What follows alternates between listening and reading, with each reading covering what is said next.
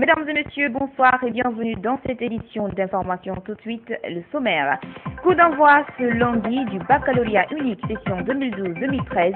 Les épreuves d'anglais et d'histoire ont ouvert le bal d'un examen qui, à l'instar des autres, est placé sous le slogan Tolérance zéro vers l'excellence. Reportage à suivre dans les centres d'examen. Les discussions entre opposition et gouvernement ont repris ce lundi au Palais du Peuple sous l'égide du facilitateur international. Elles suscitent beaucoup d'espoir, alors pour autant les lignes ont-elles bouché? Élément de réponse dans ce journal. Et puis la tournée du ministre d'État chargé des travaux publics et des transports dans sa ville natale, El Haj Baousman, a été accueilli par une foule en effervescence. Les échos, c'est dans cette édition, c'est tout pour les titres. Encore une fois, bonsoir et bienvenue à tous. Lancement sur toute l'étendue du territoire national des premières épreuves du baccalauréat unique, session 2013. Les sujets d'anglais et d'histoire ont été lus en présence du ministre de l'Enseignement technique et de la formation professionnelle. Les autorités communales de l'éducation se disent disposées à conférer à ces examens un cachet particulier. Diabachir. Dans la commune de Matam, ils sont 4130 candidats, dont 1179 filles, à affronter ce lundi les épreuves d'histoire et d'anglais. Ce pour les deux options sciences sociales et mathématiques. C'est le ministre de l'Enseignement technique et de la formation professionnelle, en compagnie de Madame la DCE de la dite commune, qui a procédé au lancement officiel de la première journée du baccalauréat unique session 2013. Sur le plan organisationnel, tout semble mis en place par les autorités compétentes. Il s'agit de réussir le slogan Zéro tolérance vers l'excellence. De l'école primaire Madina 1, celle de Lancé Bunji, en passant par le lycée 1er mars, Albert Damantan Camara s'est d'abord réjoui du déroulement des premières épreuves avant de prodiguer d'utiles conseils aussi bien aux candidats qu'au personnel encadreur. Vous passez une étape importante, mais c'est une étape qui est normale, il n'y a rien de compliqué, ce sont des choses que vous avez déjà vues, donc soyez serein. En surveillant d'être très serein, vous connaissez le slogan, on le connaît tous, c'est tolérance zéro. Soyez aussi humain avec les jeunes, ils sont un peu sous pression, donc comprenez-les, mais sans aucune compromission. Même impression, même constat pour le représentant du ministre de la Jeunesse, des Sports, le coordinateur des APAE et Madame la DCE de Matam. Le ministère de l'enseignement préuniversitaire a mis les petits plats dans les grands pour quand même faire de cet examen-là un examen de très grande qualité. Quant à l'application de la tolérance zéro, vous savez, c'est un principe consensuel auquel tous les acteurs du système ont adhéré, y compris les parents d'élèves, puisque c'est le respect de ce principe-là qui fera aujourd'hui de nos enfants des cadres de bons produits. Cette tournée que nous avons effectuée ensemble dans nos centres, vous avez vu combien de fois notre département s'est débattu à mettre les moyens à notre disposition. Il nous a envoyé tout ce qu'il nous faut pour le déroulement de ces examens. Côté candidat, c'est l'optimisme qui domine. Je dois dire que c'est abordable parce que ça fait partie de notre programme. La fluence aussi est bonne. Après donc la visite de quelques centres de la commune de Matam, Albert Damantan Camara espère avoir cette année un examen propre, reflétant la valeur réelle de chaque candidat. Ibrahima Kourouma est à l'intérieur du pays en train de superviser à l'intérieur comment ça se passe. Il a mis en place un système qui marche même lorsqu'il n'est pas là. Et aujourd'hui, ces cadres qui sont déployés à Conakry sont en train de faire un bon travail, en tout cas pour le moment. On félicite également le fait qu'il y ait un climat social beaucoup plus apaisé, ce qui permet à ces jeunes-là de faire leurs épreuves dans la sérénité. Et ça, c'est important. La première journée du baccalauréat unique session 2013 dans la commune de Matam a donc démarré dans la sérénité. Baccalauréat toujours, ils sont cette année 115 871 candidats à affronter les sujets de cet examen à l'école primaire Yimbaya Taneri où une de nos équipes s'est rendue. Cette première journée s'est globalement bien passée. C'est en tout cas le constat fait sur place par Assatouna Del Diallo.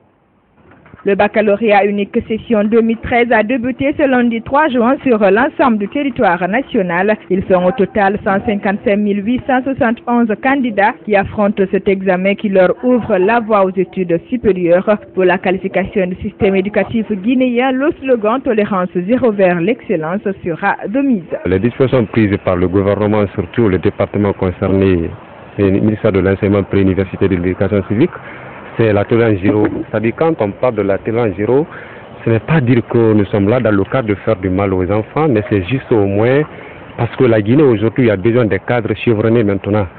C'est-à-dire qu'on ne veut pas donner l'occasion maintenant aux candidats de copier comme avant. On a toujours reçu des cadres incompétents et maintenant le système éducatif là, il faut que ça change. Pour ce premier jour d'examen, les épreuves d'anglais et d'histoire ont ouvert le bal. Si pour certains candidats, les épreuves de ce lundi se sont soldées par une réussite, pour d'autres, cette journée a été marquée par des couacs.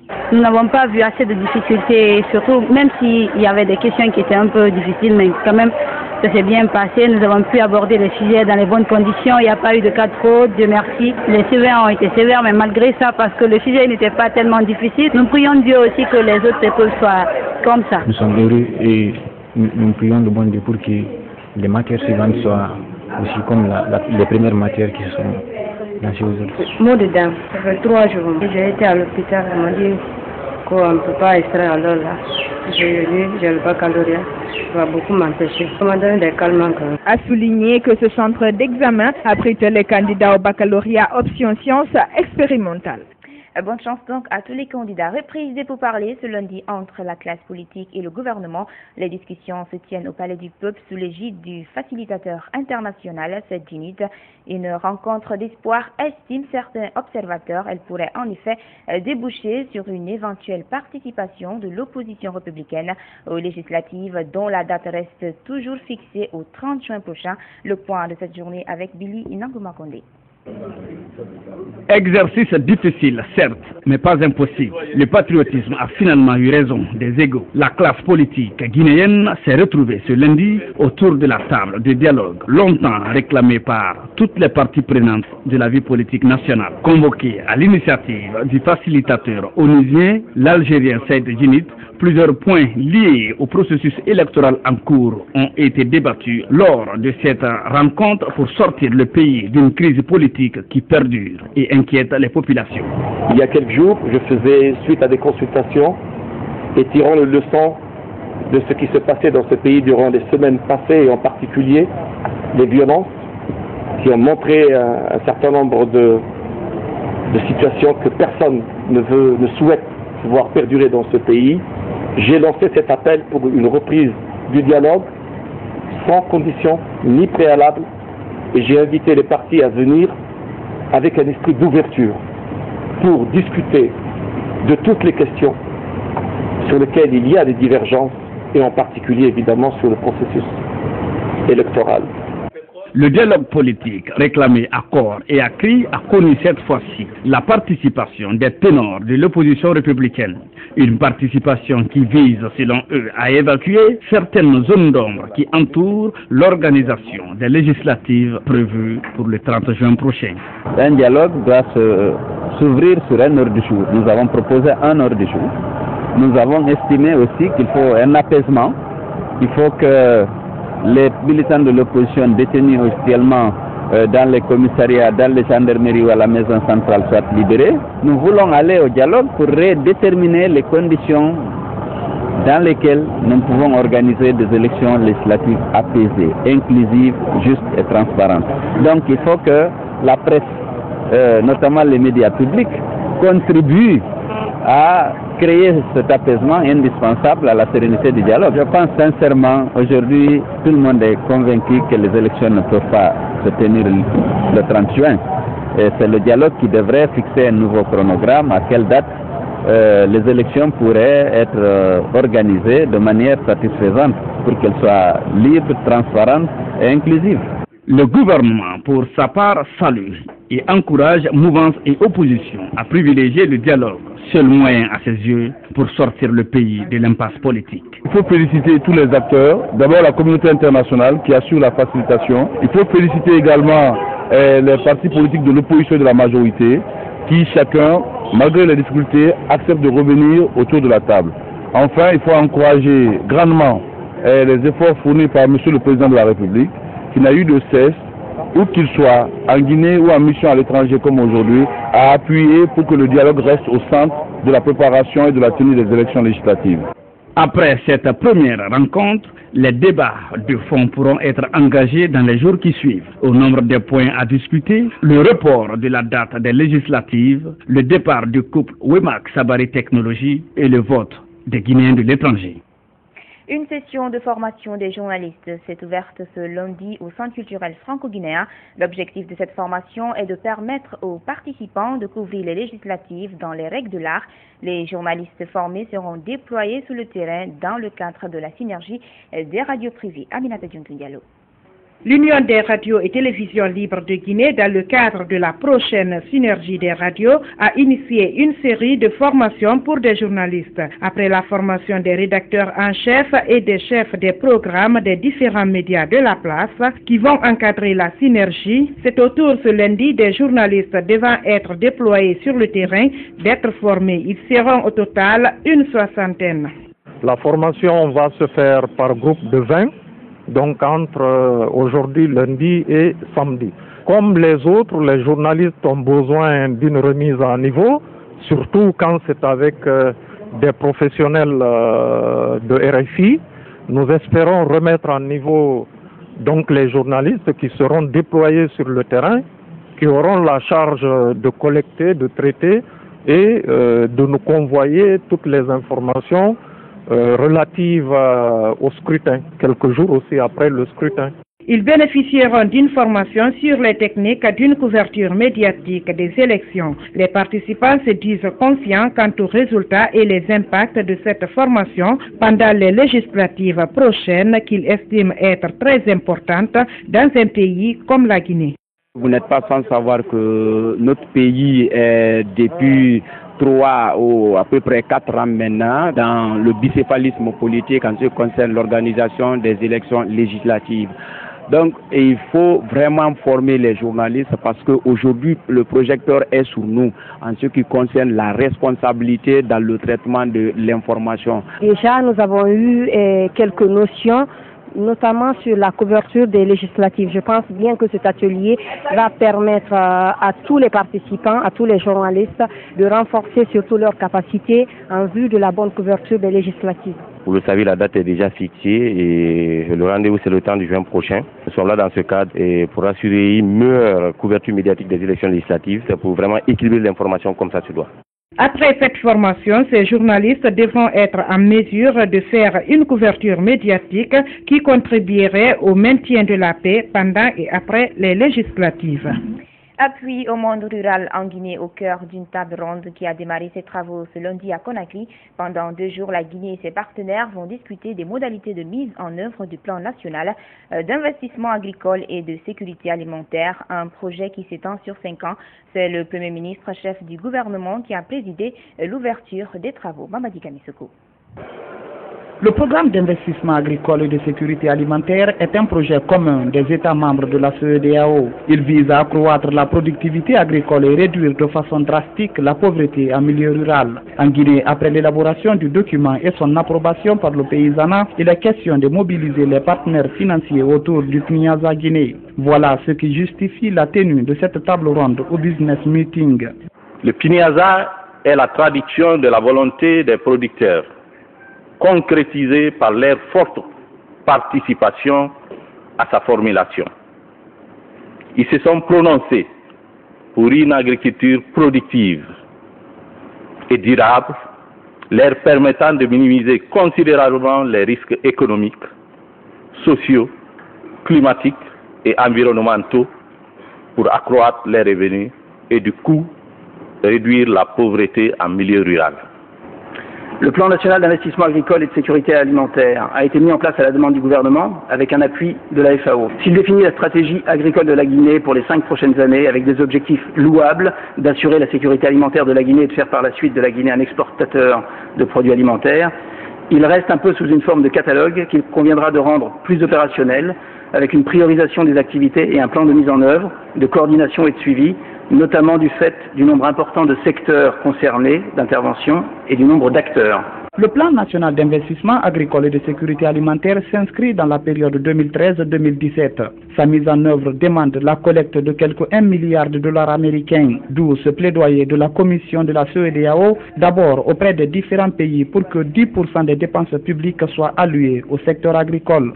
L'objectif que nous nous assignons de consacrer au moins 10% des dépenses publiques à ce secteur reste à cet égard un objectif vraiment minimal quand on sait que les ressources des ménages, la sécurité alimentaire, le développement économique et la projection des ressources naturelles reposent sur la vitalité du secteur agricole et alimentaire. Le Premier ministre chef du gouvernement, après avoir rappelé les efforts déployés par la Guinée pour assister les paysans producteurs, a redit l'engagement du gouvernement à mettre en exécution le PNIASA. Pour suivre les efforts du gouvernement, le programme à moyen et long terme de la Guinée dans le secteur agricole sera focalisé sur la mise en œuvre du plan national d'investissement agricole et de sécurité alimentaire PNIASA.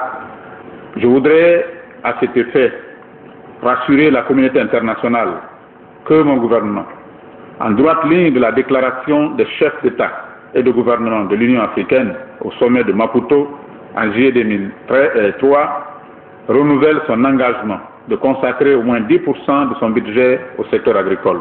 Le PNIASA Guinée prend en compte les secteurs de l'agriculture, de l'élevage, de l'environnement et de la pêche. Autre aspect marquant, un problème de société souvent négligé dans la capitale. Nombreux sont les lieux publics qui sont illégalement occupés par les citoyens. C'est le cas notamment des arrêts de bus qui servent de lieux de vente ou d'abri de fortune pour les fous. Illustration à l'arrêt de bus de Kipé où ces rendus sont à compter. Construits il y a de cela des années, la plupart des arrêts bus se trouvent aujourd'hui dans un état de délabrement total. Si certains servent d'abri pour les fous, d'autres par contre sont transformés en lieux de vente par des citoyens. C'est le cas ici à Kipé au niveau de Baribex qui est transformé en débiterie. Très calme la journée, cet endroit est méconnaissable la nuit. Outre ceux qui viennent payer de la viande, on y pratique également de la prostitution selon les agents de la brigade de recherche de Kipé. Il y a un monsieur du nom de Mohamed Lamine Silla qui a occupé l'arrêt de bus. Il l'a complètement transformé en lieu de vente et grille les poulets là-bas. Quand vous vous rendez là-bas et que vous voyez les murs de l'arrêt de bus, vous-même vous vous rendrez compte que c'est un lieu qui est délabré. Je précise que ce monsieur n'a aucun papier justifiant son occupation de l'endroit. Pour remédier à cette situation, la brigade de recherche de Kipé a interpellé la personne qui occupe les lieux ainsi que le chef secteur qui lui aurait donné l'autorisation.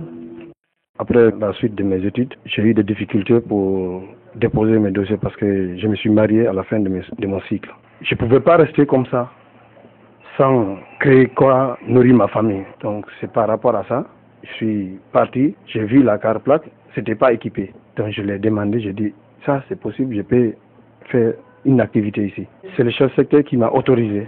Je ne paye pas. Il m'a donné ça, c'est volontairement et il m'a fait ça, c'est un geste humanitaire. Parce que je l'ai exposé mon problème. Bien sûr c'est moi, mais c'est dans les circonstances que je l'ai placé là-bas. Parce que là-bas était devenu des lieux des fous. Ils ont transformé là-bas en dépotoir. Donc quand j'ai vu ça, j'étais à la maison, je cherchais la solution. Lui, il est venu avec un ami, M. Barry. Il dit d'accord, il va s'asseoir là-bas, c'est pas pour l'argent, mais de ne pas salir le coin, de ne pas faire des histoires avec des gens. Il est là-bas provisoirement pour qu'il puisse entretenir le coin. Ces arguments suffisent-ils pour justifier l'occupation illégale d'une place publique? En attendant de trouver une solution définitive à cette situation qui ternit l'image déjà peu reluisante de la capitale, la brigade de recherche de Kipé demande aux occupants illégaux de libérer les lieux, mais aussi de les restaurer. La problématique de l'eau dans la capitale, les habitants de Conakry sont confrontés à une pénurie d'eau. Pour obtenir de l'eau, certains passent des nuits devant les forages, d'autres en revanche déboursent de l'argent pour allumer des groupes électrogènes. Dans les quartiers où il n'y a ni puits ni forage, les citoyens consomment l'eau de rivière ou de la source, une situation qui peut avoir des conséquences imprévisibles. L'eau à tout prix pour les populations de Conakry, c'est le grand format de cette édition. Il est signé Mfali Guilavogui. L'eau des robinets, une denrée rare depuis plusieurs jours dans certains quartiers de Conakry. À Bambeto, dans la commune de Ratouma, les populations dès 6 heures sont massées autour d'un robinet. Elles font la queue pour obtenir de l'eau. On vient à 6 heures jusqu'à 12 heures ou 13 heures. Il est difficile d'avoir de l'eau, alors qu'on nous dit que la Guinée est le château d'eau de l'Afrique.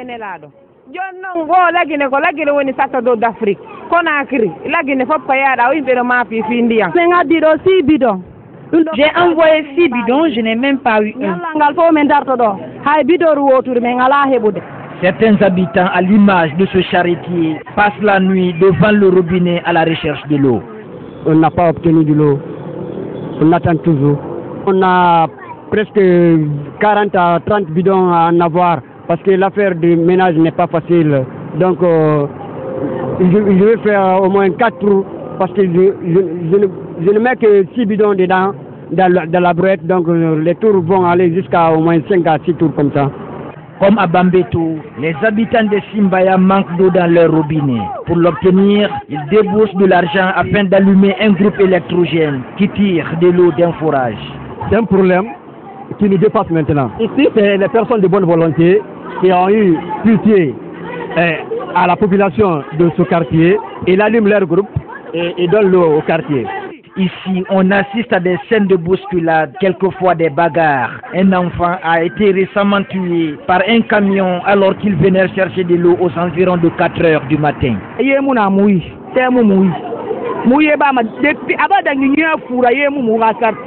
On n'a pas d'eau. Les gens de la cité Obeka aussi refusent de nous donner de l'eau. Tous les jours, nous payons de l'essence pour avoir de l'eau. Nos enfants meurent sur la route aussi. On souffre énormément.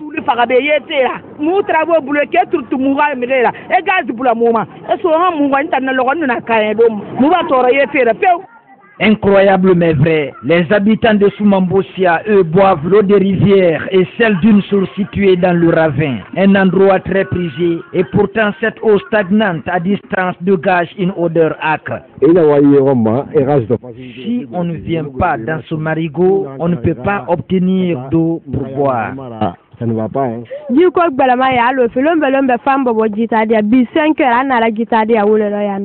sortis à 5 heures du matin chercher l'eau dans cette source. Quand elle tarit, on attend qu'on nous aide.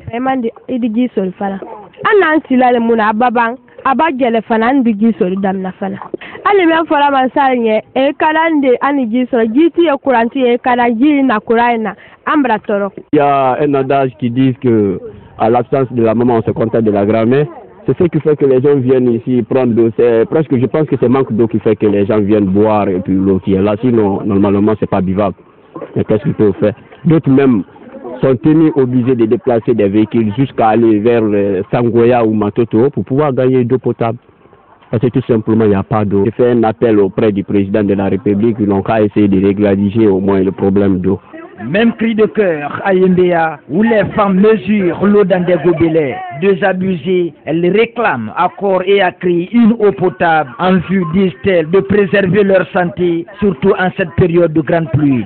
Le gouvernement n'a qu'à tout faire, n'a qu'à nous aider pour avoir de l'eau. Ça fait presque 2 semaines on n'a pas d'eau. On part dans les marigots pour aller chercher à boire. Ça peut être source de maladie, mais comment on va faire? On n'a pas où chercher d'eau. À la place de l'eau des robinets, certains citoyens de la banlieue de Conakry pour l'heure consomment l'eau des rivières ou des puits.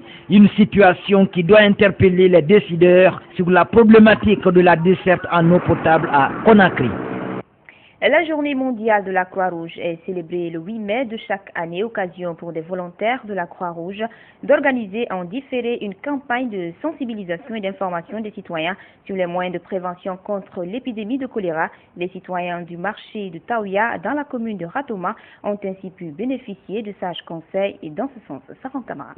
Le choléra, c'est une maladie diarrhéique qui est contagieuse et qui est mortelle. C'est une maladie qui est très grave. Tirant les leçons de l'épidémie du choléra l'année dernière, la Croix-Rouge, en cette période hivernale qui s'annonce, prend le devant. Pour ce faire, elle a entamé une campagne de sensibilisation et d'information des populations sur les moyens de prévention contre cette maladie. À chaque saison de pluie, il y a des maladies hydriques qui arrivent dans nos communautés, surtout la maladie qu'on appelle le choléra. Donc nous sommes dans ce marché pour pouvoir sensibiliser ces femmes, ces enfants, ces hommes, pour pouvoir changer leur comportement en respectant les règles d'hygiène. Caractérisé par des diarrhées brutales et une sévère déshydratation, le choléra peut causer la mort dans plus de la moitié des cas en l'absence de traitement. Les bénéficiaires de cette campagne de sensibilisation souhaitent que les conseils prodigués soient bénéfiques à tous. Cette maladie n'est causée par nulle autre chose que la saleté. Que ces enseignements tombent dans de bonnes oreilles. Il y a des femmes négligentes parmi nous. Certaines achètent des légumes sans les nettoyer. Et consommer cela est dangereux pour la famille. On doit toujours prévenir cette maladie. Respecter les mesures hygiéniques telles que laver soigneusement les mains avec le savon et l'eau de javel et surveiller son alimentation devrait contribuer à mettre les populations à l'abri du choléra.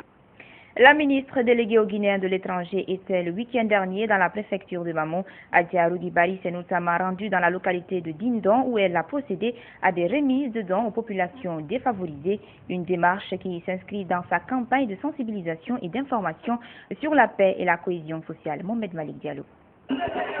Après sa récente tournée du Fouta et sa visite mémorable du Manding qui l'ont mené à Koudia, Timbo ou encore Kerouané, la voilà de retour à Mamou, mais cette fois-ci à Dindo, une localité située à 20 km de la ville Carrefour sur la transversale menant à Dabola. Adja Rougui-Bari ne cesse de marteler que pour un véritable développement national, la paix est indispensable. Et pour ce faire, les autorités communales de Dindo s'inscrivent dans la même logique et en appellent au sursaut patriotique du peuple de Guinée. Du haut de cette tribune, nous lançons un appel solennel à tous les fils et toutes les filles de Guinée afin que chacun et chacune s'assume du très fond de lui pour l'accomplissement effectif et très durable de ce cri d'espoir aujourd'hui de tout Guinéen conséquent, ce défi de la réconciliation que nous sommes condamnés à réussir dans la paix et la tolérance pour le meilleur de nos enfants, à nous tous, dans cette famille Guinée que rien ne peut plus et ne doit plus diviser. Ayant sollicité la visite de la ministre déléguée aux Guinéens de l'étranger, l'Association des Jeunes Unis pour le développement de Dindo, soucieuse de l'épanouissement des populations de leur village,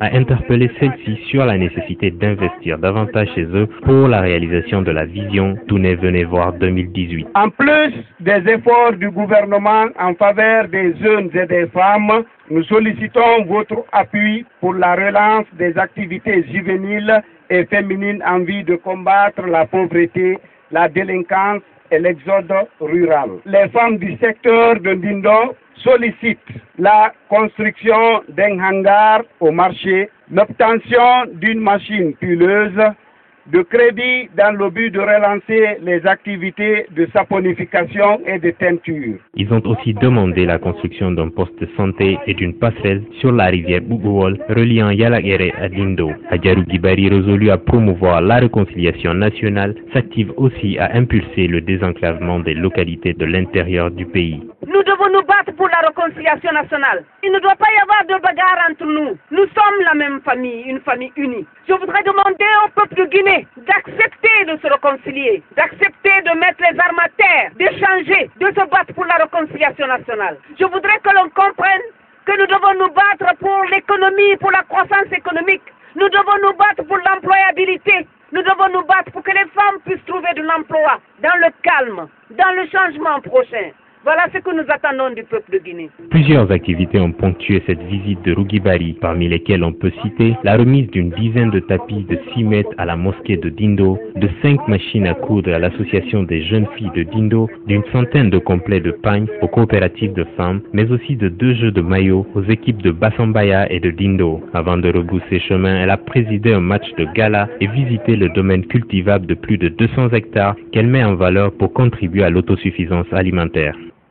Rendons-nous maintenant dans la préfecture de Pita où le ministre d'État chargé des Travaux publics et des Transports est en tournée triomphalement accueilli le week-end dernier à Boual-Tapé et à Pita Centre par une foule en liesse. El Hadj Ba Ousmane s'est évertué à sensibiliser les populations sur le processus de paix et de développement socio-économique.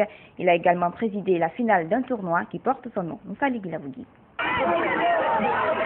Une réception exceptionnelle pour le président de l'Union pour le progrès et le renouveau Abdoual Tapé. Première étape de la visite du ministre d'État chargé des travaux publics et des transports en Moyenne-Guinée. El Hadj Ba Ousmane s'est fait ovationner par une foule en liesse venue soutenir les actions du gouvernement dans la préfecture de Pita. Et le stade a fait le plein à l'occasion de la finale du tournoi de la première édition doté du trophée El Hadj Ba Ousmane. Un tournoi initié par la JASPI, l'association des jeunes amis du sport de Pita, et dont l'objectif vise à renforcer les liens de fraternité entre les jeunes. 8 équipes ont compéti pendant 2 semaines. La finale a mis aux prises le FC Arsenal et l'Espoir Koki. Après 90 minutes de fair play, c'est le FC Arsenal qui a remporté la coupe sur le score d'1-0. Une occasion au cours de laquelle les responsables de la JASPI et ceux du bureau fédéral de l'UPR n'ont pas tari d'éloges aux actions de développement réalisées par le ministre Ba Ousmane dans sa ville natale.